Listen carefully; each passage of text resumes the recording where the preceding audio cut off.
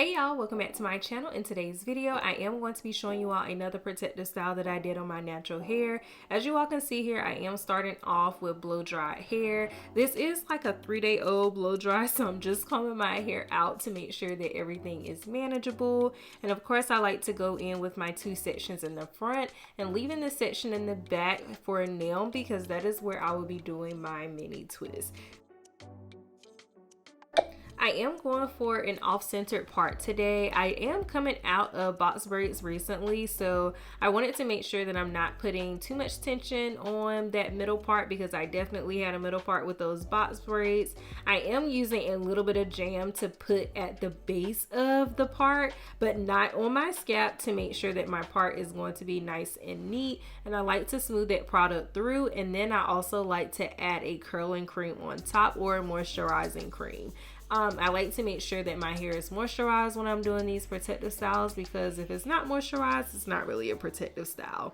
I am going in with some cornrows. As I cornrow, I like to pick up small pieces of hair. It just makes for a nice finishing look.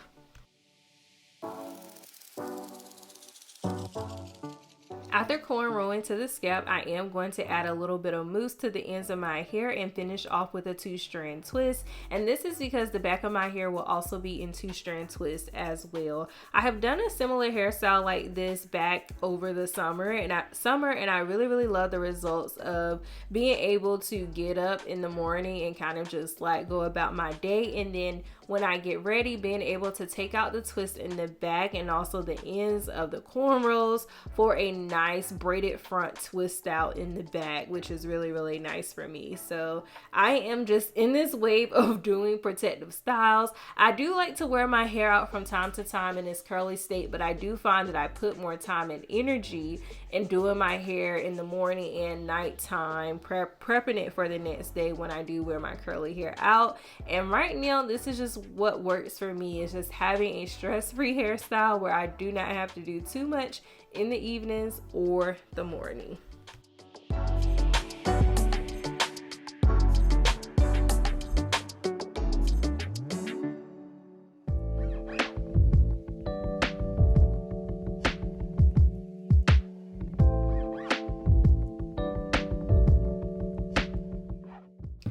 For this next braid, I am going to create a curved part because I want this braid to start kind of like on the other side of my head, but I also want it to end up where the other two braids have ended thus far. So I'm just creating that curved part, and then I will begin braiding. As you all can see here, it does take a little bit more concentration and focus, especially when you're braiding in a different direction or in a curved pattern. Well, at least for me. So I'm just taking my time, picking up hair as slowly as possible, making sure that I am not tangling my hair while I do this process either.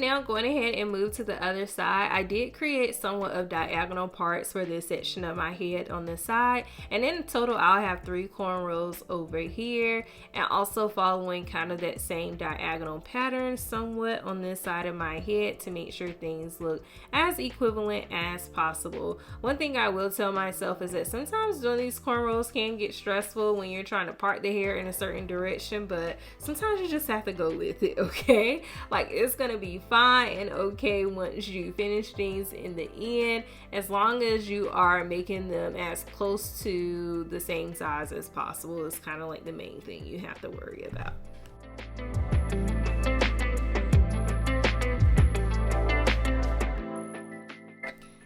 once you get those cornrows out of the way, it's time to focus on the back. In the back, we will be doing our medium, or more like medium twist, okay? With my medium twist, I do like to start off with a braid, and that is because that the sections are a little bit larger. Now, if you were doing true mini twists in the back, it wouldn't be necessarily a requirement or highly suggested to start off with a braid, but the larger your parts are, the more you're going to want to start off with a braid so that things can look nice and neat and flat. So I typically braid down about like 4 to 6 times, and then I like to split that piece in the middle and then begin my 2-strand twist. And I'm continuously going to add that mousse to the ends of my hair because I do want my hair to revert a bit. I want my hair to be able to curl up at the ends and look nice and moisturized and juicy, just like this. So I am going to repeat this process throughout the back of my head.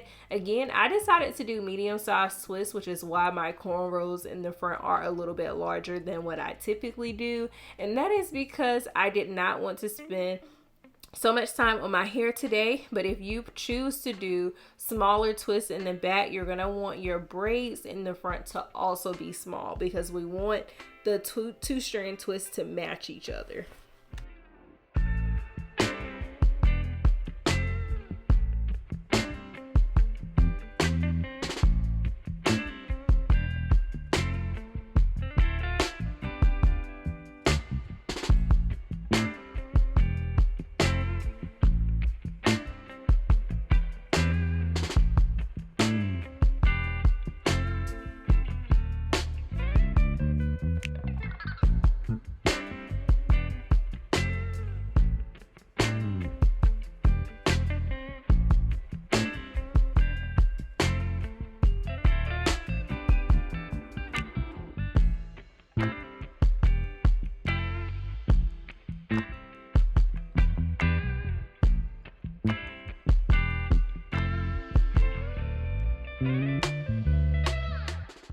Once all of your twists are done, go ahead and release those cornrows in the front. Add a bit more mousse, and you all already know what's next, honey. We have to sit up under that good old dryer. This particular night, I decided to sit up under the dryer for about 15 to 20 minutes. I put a do-rag right on top because I wanted all of those frizzes to lay down, and I wanted my hair to lay in this direction. And the next day I woke up, I went ahead and added just a bit of edge control for final touches for you all, and I'm just smoothing that into each section and adding just a few little swoop-de-doops if I want to in the front.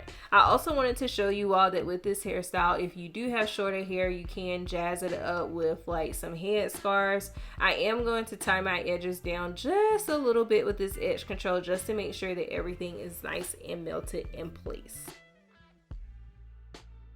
About 15 minutes, here is what my hair is looking like. I'm also trying out like different headbands to see which style of a headband I actually like the most. I honestly think this yellow one was my favorite, but honestly this brown paisley one, or this brown one with flowers, actually matched my outfit a little bit better. But I ended up also just wearing this hairstyle without a headband, but I definitely wanted you all to see the options that can exist with this hairstyle.